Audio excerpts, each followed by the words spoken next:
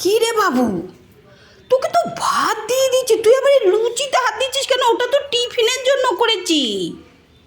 এরকম ফুলকো ফুলকো লুচি পাশে থাকলে ওর জন্য তোর সামনে না কোনো খাবার রাখলে খুব মুশকিল।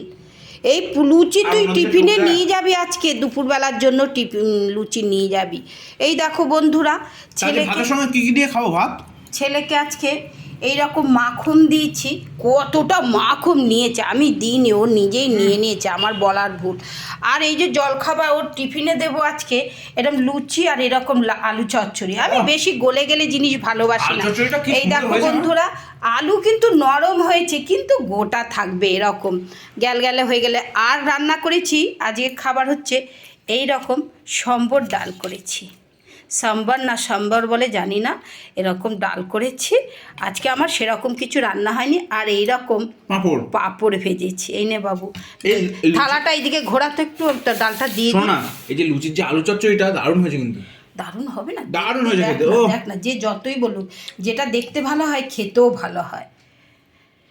এই নে, সম্বর ডালে শুধু ঢ্যাঁড়স আর বেগুন দিয়েই আমি করি, আর কোনো কিছু দিই না বন্ধুরা।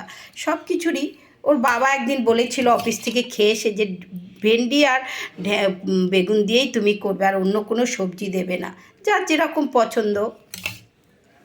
আজকে এই দিয়েই খেয়ে নিবি টপ টপ করে। একটু মাখন তো তুলে রাখো, এতটা মাখন লাগবে না। তুই তো গেদে নিয়েছিস, তুলে রাখ, বেশি দেরি করিসনি। নে খেতে। এই দেখো বন্ধুরা, আজকে এই নে এটার মধ্যে রেখে দে। ছোটটা নে, আমি তুলছি, চল। তোর শুধু গেদে গেদে নেওয়ার অভ্যাস। এই নে, নে খা। পাঁপড় ভাজা একটা কামড় দিয়ে দেখ তো মচমচে আছে নাকি, দেখ।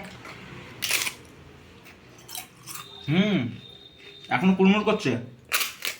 আজকে আমি একদম এই বসেছিস তখন ভাজলাম। সেদিনকে আবার পাঁপড় ভাজাটা মিয়ে একদম দড়ি হয়ে গেছে।